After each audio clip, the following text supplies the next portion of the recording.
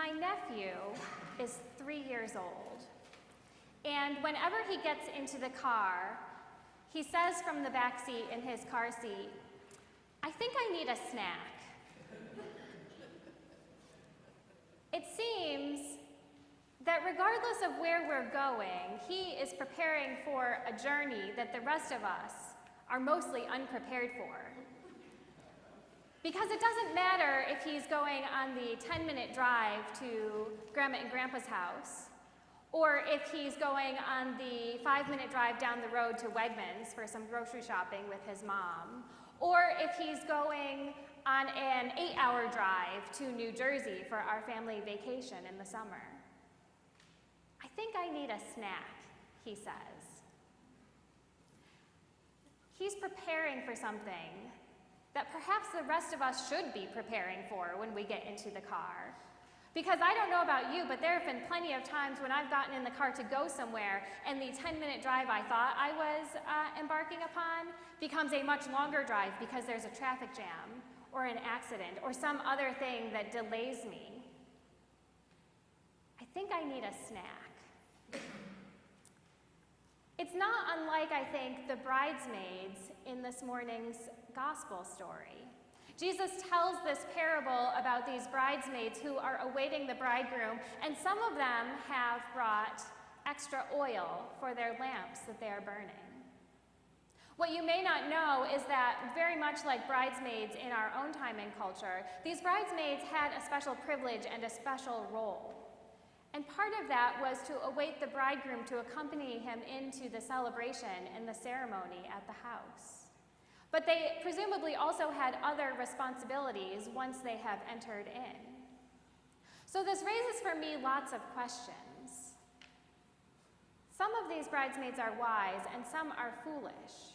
So by choosing not to bring extra oil in case the bridegroom is delayed, what else are these bridesmaids not able to do that is their responsibility? What else are they not prepared for other than just welcoming the bridegroom into the house? Who else suffers because of their unpreparedness? It's interesting to me that despite Jesus' admonition at the very end of this parable to keep awake, it's not actual sleep that seems to be the downfall of these foolish bridesmaids, is it? All of the bridesmaids fall asleep while they are waiting.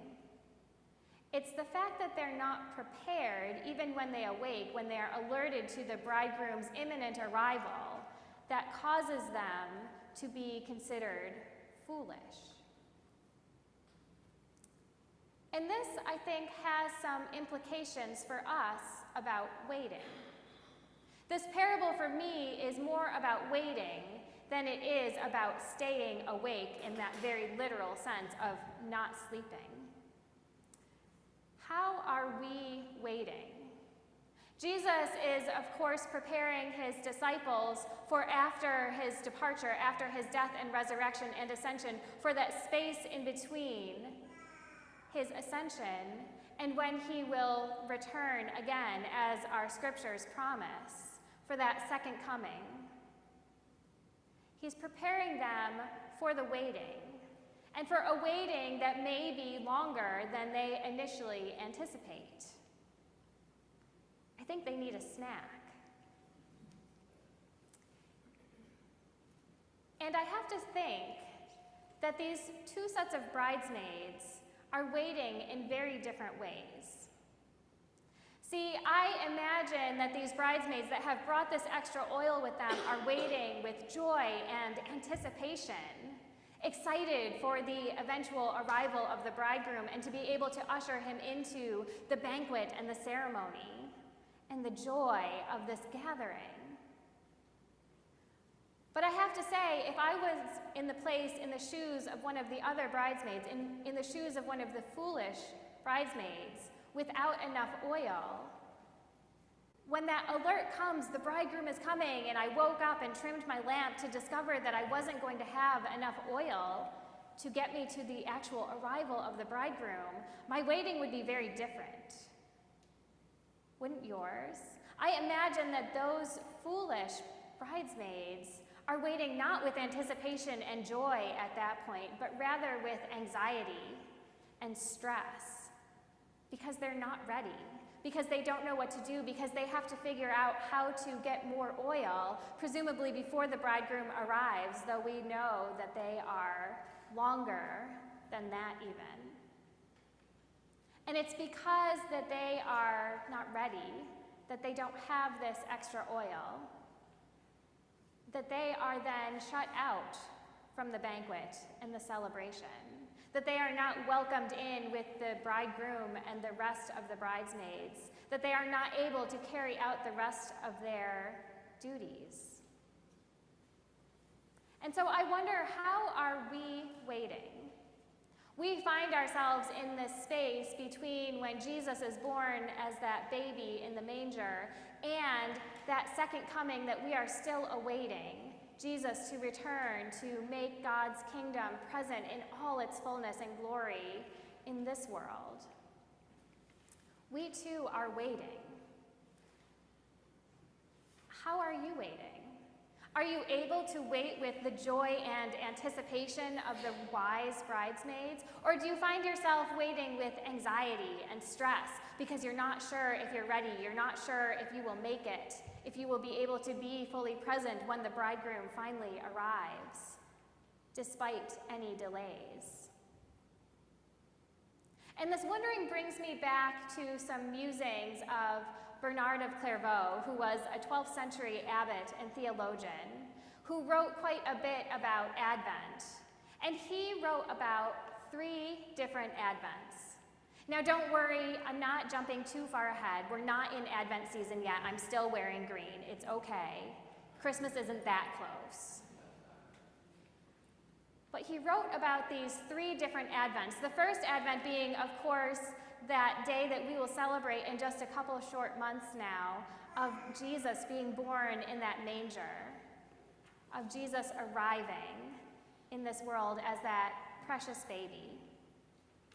And then the second Advent that he writes about is also fairly obvious, I think, to any of us who have been paying attention so far this morning, is that second coming of Jesus, the parousia, when Jesus will return as judge and advocate.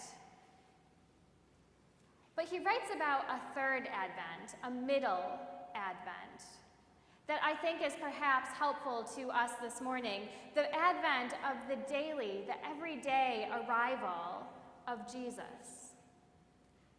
The everyday arrival of Jesus, whether it is the knock at the door, whether it is someone hungry who needs food, or someone who is sick and needs comfort and healing.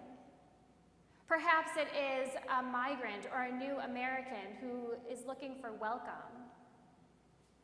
Perhaps it is that still small voice of God that if we pay just close attention enough, we can hear through the chaos and clamor of the world around us.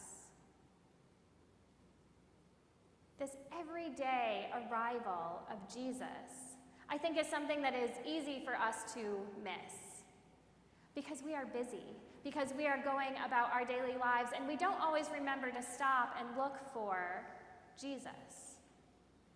I think this was perhaps made most clear to me in my life when I had the opportunity to go and be an intern monk for a year at the Society of St. John the Evangelist in Boston.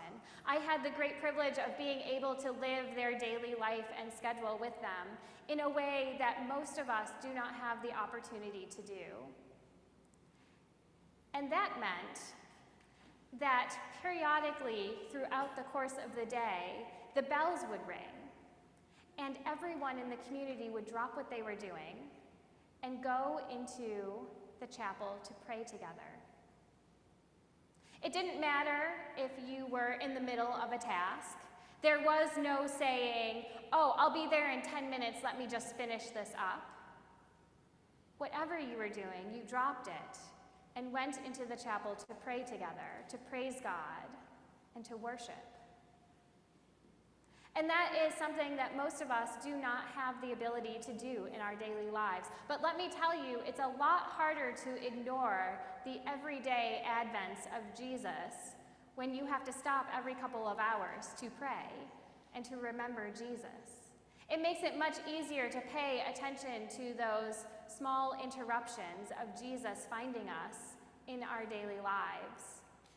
When you have a whole community of people holding you accountable to stop and drop everything, no matter what you are doing or how important you think it is, to pray. And that sets us up, though, if we are able to do this, if we are able to find ways in our own daily lives to pay attention, to look for those arrivals of Jesus throughout our day and our week, to wait with a different type of anticipation, to wait with that anticipation and joy that the wise bridesmaids have. It allows us to let go of some of the anxiety about not being prepared, because we are constantly preparing by looking for Jesus, by noticing those moments, by following this way that Jesus has taught us through our scriptures and our gospels. How are you waiting? How are you waiting for Jesus' advent, for the second coming? Is it with joy and anticipation?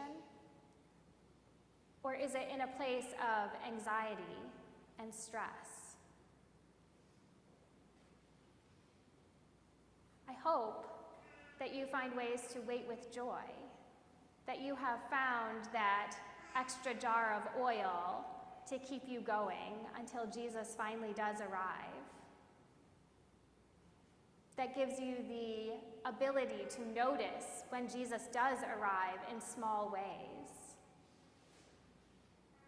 I hope you wait with joy and anticipation. And perhaps we all need a snack.